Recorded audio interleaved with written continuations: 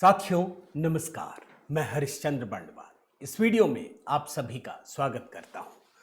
दोस्तों, ईरान युद्ध की खबर तो आप चारों तरफ देख रहे हैं, लेकिन एक बड़ी खबर छूट गई दोस्तों। भारत में पश्चिम बंगाल से जुड़ी हुई खबर है। हर दिन कुछ ना कुछ अपडेट आ रहे थे, लेकिन यह बड़ा अपडेट है दोस्तों।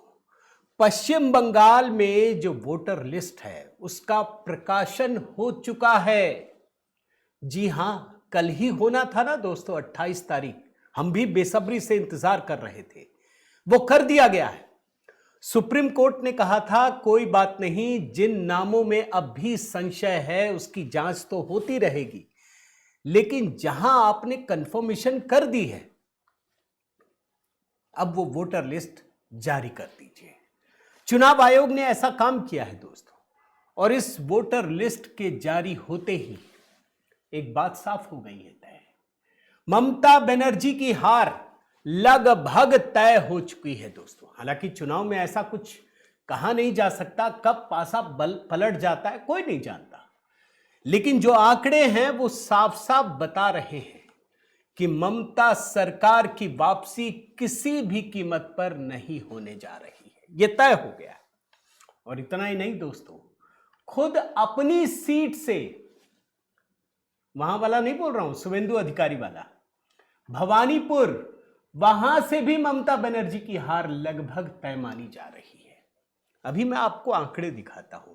और इसके साथ ही दोस्तों, जब यह प्रोसेस चल ही रहा था, फाइनल पब्लिकेशन की प्रक्रिया हो रही थी, उससे ऐन पहले ये सुप्रीम कोर्ट फिर से पहुंच गए। ये पता नहीं चला होगा, और ऐसी फटकार पड़ी दोस्तों। आज मैं वो भी डिकोड करने जा रहा हूं। आपसे निवेदन करता हूं दोस्तों, एक कमेंट जरूर कीजिएगा। आपकी जो प्रतिक्रिया होती है उसका हमें भी बेसब्री से इंतजार होता है। एक तो वैसे ही जय सिया राम सिर्फ संवाद के लिए दोस्तों लिख डालिए। इस वीडियो को अधिक से अधिक शेयर भी कीजिएगा दोस्तों। मेरा व्हाट्सएप नंबर भी आपके पास है, अगर व्हाट्सएप ग्रुप से जुड़ना चाहें। होली का जो गीत है दोस्तों वो कमेंट में पिंड किया है, एक पॉलिटिकल होली करके गीत तैयार किया है, वो शायद कल अपलोड करूंगा मैं, तो इंतजार कीजिए। आइए शुरू करते हैं दोस्तों। कल चुनाव आयोग ने पश्चिम बंगाल में जो फाइनल वोटर लिस्ट है उसको जारी कर दिया है। अब इसकी जो बड़ी बड़ी बातें हैं उस बात को समझने का प्रयास कीजिए। ये वोटर लिस्ट सामान्य वोटर लिस्ट नहीं है दोस्तों, ये स्पेशल इंटेंसिव रिवीजन, उसकी सख्त प्रक्रिया से गुजरने के बाद ये तैयार की गई है। मतदाता शुद्धिकरण की प्रक्रिया से गुजरने के बाद। अब इसमें सबसे बड़ी बात क्या है दोस्तों, जो एक ड्राफ्ट वोटर लिस्ट जारी किया गया था, आपको ध्यान है ना, उसमें करीब करीब 58 लाख लोगों के नाम निकाल दिए गए थे, आपको ध्यान होगा। और वो कौन लोग थे? वो ऐसे लोग थे या तो जिनकी मौत हो चुकी थी, जो दूसरी जगह जा चुके थे, या फिर जिनका 2 जगहों पर नाम था। तो ऐसे 58 लाख लोग तो साफ हो गए थे। इस बार 7 लाख नाम और जुड़ गए, यानी कितने हो गए? 65 लाख वोट। और दूसरी बड़ी बात क्या है दोस्तों, कल जो वोटर लिस्ट जारी किया गया है उसके मुताबिक 60 लाख नाम पेंडिंग हैं। 60 लाख नाम, 65 लाख नाम गए और 60 लाख नाम पेंडिंग है। कितना हो गया? 1,25,00,000। इस आंकड़े को याद रखिएगा दोस्तों, यह बहुत बड़ा आंकड़ा है। 60 लाख अभी पेंडिंग है। अच्छा, जब ये आंकड़े जारी हुए दोस्तों, इस बार चुनाव आयोग ने क्या किया है भाई, अभी सप्लीमेंट्री लिस्ट जारी होती रहेंगी। चुनाव आयोग ने बाकायदा हार्ड कॉपियां भी जो विभिन्न जिले हैं ना वहां पर भेज दिया, वो भी जारी कर दी गई है कि ठीक है, अब हार्ड कॉपी भी ले लीजिए, जिसको जहां देखना है देखिए, कहीं कोई दिक्कत नहीं होनी चाहिए। पता लगा लीजिए, आपका नाम है तो क्यों है, नहीं है तो क्यों नहीं है, यही जानना है। अच्छा, जो वोटर लिस्ट जारी किया गया है ना दोस्तों, उसको 3 श्रेणियों में रखा गया है। अब ये 3 श्रेणियां क्या है? कुल जो वोटर अब बचे हैं 7,08,00,000 करीब करीब। अब इसमें देखिए जो 3 श्रेणियां हैं वो क्या है। एक तो जो फाइनल है, स्वीकृत है, कोई दाग नहीं है, मिल गया जो शुद्धिकरण करना था। दूसरे वो हैं जिनको हटा दिया गया है, मैंने 65 लाख बताया। और तीसरे वो हैं जो निर्णयाधीन परिस्थिति में है, ऐसे 60 लाख हैं, यानी जिन पर जांच होना अभी जारी है। और जैसा मैंने आपको बताया दोस्तों कि जो कॉपियां हैं इसकी हार्ड कॉपी जिला स्तर पर, ब्लॉक स्तर पर जा रही हैं। एक बात ध्यान रखिएगा, ये जो अस्पष्टता की स्थिति है ना, ये छोटा आंकड़ा नहीं है। सिर्फ एक जिले की अगर बात बताऊं, बांकुड़ा जिला, 1,35,000 नाम हटे हैं। ये बहुत बड़ा आंकड़ा है दोस्तों। अच्छा, ये आंकड़ा कितना बड़ा है, कैसे अंदाजा लगाएं? तो मैंने आधार बनाया ममता बनर्जी की जो असेंबली सीट है भवानीपुर। मैं शुभेंदु अधिकारी वाले में नहीं बता रहा, जहां वो चुनाव जीती है उसकी बात बता रहा हूं, भवानीपुर की। भवानीपुर में कुल 47,000 से ज्यादा मतदाताओं के नाम काटे गए, और जिनमें डाउट है वो भी 14,000 से ज्यादा नाम अनसुलझे लिस्ट में हैं। अभी सर प्रोसेस शुरू होने के समय कमीशन ने कहा था कि भवानीपुर विधानसभा में रजिस्टर्ड वोटरों की संख्या 2,06,295 है। 16 दिसंबर को ड्राफ्ट लिस्ट के पब्लिकेशन के बाद देखा गया कि 44,786 लोगों के नाम हटा दिए गए। इस बार फाइनल वोटर लिस्ट वहां 2,324 और लोगों के नाम हटाए गए हैं। अब आपको खेल दिखाता हूं दोस्तों। भवानीपुर में जो 2021 का चुनाव हुआ था ना, वहां जो टीएमसी के उम्मीदवार थे शोभन देव चैटर्जी, वो सिर्फ 28,000 वोटों से जीते थे। कितने नाम हट गए? 47,000।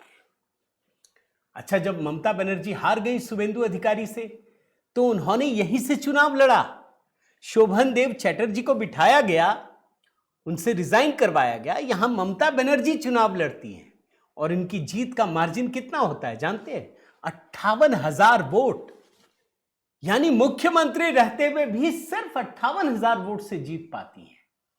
कितने वोटर चले गए? 47,000 वोटर चले गए। यानी आप समझ रहे हैं दोस्तों, इस बार ममता बनर्जी का भी जीतना मुश्किल है। क्यों? अभी आपको वो भी आंकड़ा मैं आपको दिखाना चाहता हूं। भाई, ये जो 60 लाख मतदाता अभी भी अंधेरे में है ना, जिन पे जांच चल रही है, कौन जांच कर रहा है? ये पश्चिम बंगाल के कोई कर्मचारी नहीं कर रहे हैं, ये न्यायिक अधिकारी कर रहे हैं दोस्तों। सुप्रीम कोर्ट के आदेश पर कर रहे हैं। 530 न्यायिक अधिकारी कहां के हैं? एक तो कोलकाता हाई कोर्ट के चीफ जस्टिस द्वारा जो सारे मजिस्ट्रेट हैं, न्यायिक अधिकारी हैं, उनको शामिल किया गया है।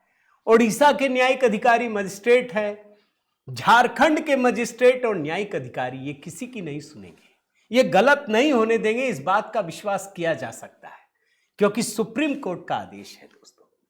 यानी अब भी 60 लाख लोगों पर नजर बनी हुई है। ये 60 लाख लोग पूरी की पूरे गणित को बदलने के लिए काफी है। अच्छा, मजे की बात आपको बताऊं, ये जितने अधिक नाम कटे हैं ना, या जो कटने वाले हैं, जो संशय की श्रेणी में है, ये कहां से आप जानते हैं? मुस्लिम बहुल इलाकों से, अधिकांश मुस्लिम बहुल इलाकों से। जैसे मैं आपको बताता हूं, मुर्शिदाबाद 11 लाख, मालदा 8.25 लाख से अधिक, दक्षिण 24 परगना 5.25 लाख से अधिक, उत्तर 24 परगना 5 लाख से अधिक, झारग्राम और कलिम्पोंग, यहां पर भी बहुत सारे मामले बने हुए हैं दोस्तों। यानी अधिकतर कहां है? मुस्लिम बहुल इलाके में है दोस्तों। अब आप खुद अंदाजा लगाइए, मैं जरा आंकड़े आपको समझाता हूं। मैंने कितना कहा? 65 लाख नाम कट गए, 60 लाख नाम अभी संशय की प्रक्रिया में। कितने हो गए टोटल? 1,25,00,000, यही हुए ना। अब मैं आपको सिर्फ एक उदाहरण देता हूं। 2021 का पश्चिम बंगाल विधानसभा चुनाव देख लीजिए। तृणमूल कांग्रेस को पूरे राज्य में दोस्तों जो पॉपुलर वोट मिले थे ना, नंबर देखिए, 2,89,68,281। थर्ड लास्ट रो को देखिएगा। और भाजपा को मिला था 2,29,05,474। इनको 48%, इनको 38%। कितने वोटों का अंतर है? एक मोटा मोटी बता रहा हूं, 60 लाख वोटों का अंतर। 60 लाख अभी संशय में है, 65 लाख निकल गए। अब आप सोचिए कौन लड़ रहा है? नाम कटने पे कौन रोग आ रहा है? तृणमूल कांग्रेस। यानी मामला बड़ा भटका हुआ है दोस्तों, मामला अटका हुआ है। अभी चुनाव की बात आ रही है कि 3 फेज में चुनाव होगा, कब होगा, क्या होगा, अभी पल भर के लिए छोड़ दीजिए, क्योंकि अभी तो पूरी लिस्ट आनी बाकी है। जब तक पूरी लिस्ट आएगी नहीं, चुनाव होगा नहीं, या अगर इनकी लिस्ट बनेगी नहीं तो इनको वोट का अधिकार मिलेगा नहीं। अब सवाल है कि ममता बनर्जी क्यों हड़बड़ाई हुई है? ममता बनर्जी को पता है कि ये नाम अगर कट रहे हैं तो उनके ही वोटर हैं। ये बात ध्यान रखिएगा, ये मुस्लिम बहुल इलाकों में ज्यादा है। इसीलिए जैसे ही न्यायिक अधिकारियों ने काम करना शुरू किया दोस्तों, आपको मैं बताऊं, सुप्रीम कोर्ट में फिर से ममता सरकार पहुंच गई, पश्चिम बंगाल की सरकार पहुंच गई। फिर सुनवाई हुई थी, कहीं नहीं आया। खुद chief justice of India Suryakant और जस्टिस जॉय माल्या बागची की बेंच थी। कपिल सिब्बल थे ममता सरकार की तरफ से, आपको, और एक कल्याण बंदोपाध्याय, ये सारे लोग थे। क्या कहा सुप्रीम कोर्ट ने? सुनिए। बंगाल सर में लगे जजों को चुनाव आयोग क्यों दे रहा ट्रेनिंग, ये सवाल पूछने गए थे। सुप्रीम कोर्ट ने कहा कौन देगा भाई, कौन देगा? अगर वो नहीं देगा तो? सुप्रीम कोर्ट ने स्पष्ट रूप से कहा अरे भाई जजों पर संदेह मत कीजिए। ये कपिल सिब्बल गए थे, ये बोलते हैं आपको जजों पर भी विश्वास नहीं है, आपको किसी पर भी विश्वास नहीं है। आप आश्चर्य करेंगे दोस्तों, सुप्रीम कोर्ट ने पश्चिम बंगाल सरकार को कड़ी फटकार लगाई। ये फाइनल पब्लिकेशन से एक दिन पहले की बात बता रहा हूं, यानी परसों की बात बता रहा हूं। एकदम कड़ी फटकार लगाई। बोले बार बार अदालत का दरवाजा खटखटाते क्यों हैं आप? आपको विश्वास नहीं है क्या? ये कहा सुप्रीम कोर्ट ने, चीफ जस्टिस ऑफ इंडिया ने कृपया अस्पष्ट कारणों के साथ अदालत में ना आए और प्रक्रिया में देरी करने की कोशिश कोई ना करे। हर दिन कोई ना कोई बेमतलब का बहाना नहीं हो सकता, अब इसे खत्म होना चाहिए। कैसे बातचीत होती है, जरा मैं उसका कुछ हिस्सा सुनाता हूं दोस्तों। आप समझिए कि ये जो छोटी छोटी अब चीजें आ रही है ना, ये एक बहुत बड़े फैसले की तरफ इशारा कर रही है। इस बात को ध्यान रखिए, ये ममता बनर्जी के लिए, उसकी सरकार के लिए बस आखिरी है ये, इसके बाद नहीं होना है। क्या बातचीत होती है जरा सुनिए। कल कपिल सिब्बल कहते हैं कलकत्ता हाईकोर्ट के चीफ जस्टिस को भरोसे में लिए बिना जुडिशियल अधिकारियों को ट्रेनिंग और निर्देश दिए जा रहे हैं। सिब्बल ने कहा कि जुडिशियल ऑफिसर्स को चुनाव आयोग ने एक ट्रेनिंग मॉड्यूल दिया है जिसमें बताया है कि कौन से सभी डॉक्यूमेंट स्वीकार किए जाने चाहिए। चीफ जस्टिस कहते हैं अब हमारे जुडिशियल ऑफिसर्स पर शक ना करें, आखिर में वही फैसला करेंगे। सिब्बल ने कहा कि ऑर्डर के मुताबिक कोलकाता हाई कोर्ट के चीफ जस्टिस को तौर तरीके तय करने हैं। माफ कीजिएगा, चीफ जस्टिस ने कहा तौर तरीकों का मतलब लॉजिस्टिकल अरेंजमेंट है। अब देखिए कैसे घुमा दिया कपिल सिब्बल ने। फिर चीफ जस्टिस कहते हैं सख्त रुख अपनाते हुए, जजों पर संदेह मत कीजिए, वे स्वयं फैसला करेंगे, इस विवाद का अब अंत होना चाहिए। सीजेआई कहते हैं दोस्तों कि छोटे मोटे बहानों से प्रक्रिया को ना रोकें, हम इस तरह से सुनवाई नहीं कर सकते, इसका कोई अंत होना चाहिए। हमने आपकी सोच से भी परे ऑर्डर पास किया है, जुडिशियल ऑफिसर्स को पता है क्या करना है। और कोर्ट ने यह भी कहा कि चुनाव आयोग का जुडिशियल ऑफिसर्स के साथ कोऑर्डिनेट करना गलत नहीं है, क्योंकि उन्हें ऐसे काम करने का ऑर्डर दिया गया है जो उनके आम काम से बिल्कुल अलग है। और फिर सुप्रीम कोर्ट दोस्तों, सिब्बल ने विरोध करते हुए कहा लेकिन वे ईसीआई से मतलब चुनाव आयोग से ऐसे निर्देश नहीं ले सकते कि वे इसका पालन करें और ये सर्टिफिकेट लें और ना लें। इसके बाद जस्टिस बागची ने कहा कि सुप्रीम कोर्ट ने ऑर्डर में साफ साफ कहा है कि कौन कौन से डॉक्यूमेंट्स एक्सेप्ट किए जा सकते हैं। चुनाव आयोग उसको ओवरराइड नहीं कर सकता। जस्टिस बागची कहते हैं चुनाव आयोग के अलावा इन अधिकारियों को ट्रेनिंग चुनाव आयोग नहीं देगा तो और कौन देगा भाई। हमने तो साफ कह दिया कौन से डॉक्यूमेंट्स हैं, इसको ओवरराइड नहीं किया जा सकता। सोचिए, एक छोटी सी चीज बार बार बहाने बना करके आ जाते हैं। चीफ जस्टिस ने साफ कहा दोस्तों, हमारे आदेश साफ हैं और उसी आदेश के तहत काम होंगे, हो रहे हैं, और चुनाव आयोग को जो काम दिया गया है उसको कोई बदल भी नहीं सकता है। यह साफ साफ कहा गया। अब आप सोचिए, पश्चिम बंगाल में लगातार इस पूरी प्रक्रिया को रोकने की कोशिश हो रही है। बल्कि जानते हैं, अगर मैं चेक कर रहा था कि कानून से इतर किसने काम किया, तो जरा मैं उसका भी उदाहरण आपको दिखाता हूं। जब ये मीटिंग चल रही थी ना पश्चिम बंगाल में, तो वहां एक अधिकारी थे, पूर्व मुख्य सचिव मनोज पंत, सर पर उच्च स्तरीय बैठक में। उनका कोई लेना देना नहीं था, ना वो सरकार की तरफ से, ना इधर, ना कोई अधिकारी, ना जज, कुछ नहीं, ना चुनाव आयोग की तरफ से। बाकायदा पश्चिम बंगाल के जो पूर्व अध्यक्ष है भाजपा ने एक प्रेस कॉन्फ्रेंस करके आरोप लगाया कि यह न्यायपालिका को प्रभावित करने की कोशिश है। भाई, सुप्रीम कोर्ट ने स्पष्ट निर्देश दिया था कि बैठक केवल निर्धारित अधिकारियों के साथ होनी चाहिए, जिसमें राज्य का मुख्य सचिव, पुलिस महानिदेशक, एडवोकेट जनरल, अतिरिक्त सॉलिसिटर जनरल होना चाहिए। मनोज पंत कौन है? और शुभेंदु अधिकारी तो मनोज पंत पर आरोप लगाते हैं कि इनके खिलाफ तो भ्रष्टाचार के मामले भी हैं। तो अब आप सोचिए दोस्तों, पल भर के लिए छोड़ दीजिए क्या हुआ क्या नहीं हुआ, आप छोड़ दीजिए। एक प्रक्रिया चल रही है सुप्रीम कोर्ट के आदेश के बाद। कौन बार बार अड़ंगे डालने जा रहा है? तृणमूल कांग्रेस, ममता सरकार, वहां के अधिकारी। इसका मतलब है कि उनको एहसास हो गया है कि मामला अब हाथ से निकल चुका है। और जो ये फाइनल लिस्ट आया ना दोस्तों, वही 65 करोड़ तो साफ हो गए। 60 करोड़ में अब देखते जाइए, अभी तो 2-3 लिस्ट और आ जाएगी, या हो सकता है एक साथ ही निकाल दें। बहुत बड़े सियासी खतरे की घंटी बज चुकी है।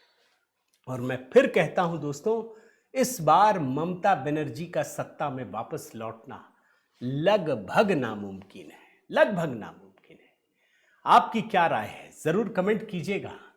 ईरान युद्ध के बीच ये बंगाल की खबर छूट ना जाए, इसीलिए मैंने इसको जरा डिकोड करने की कोशिश की है दोस्तों। आपके कमेंट की प्रतीक्षा है, मेरा निवेदन है आप जरूर इसको लाइक कीजिए, शेयर कीजिए। चैनल अगर आपने सब्सक्राइब नहीं किया है तो जरूर कीजिए। साथ ही दोस्तों, होली पर जो गीत है वो कमेंट में पिंड कर दिया, मैंने खुद गाया है जैसा मैंने बताया था। एक और गीत रिलीज करने की तैयारी है, कल या परसों करूंगा। पॉलिटिकल होली पर ये गाना तैयार किया है। आप बने रहिए, जुड़े रहिए। बहुत बहुत धन्यवाद। जय सिया राम।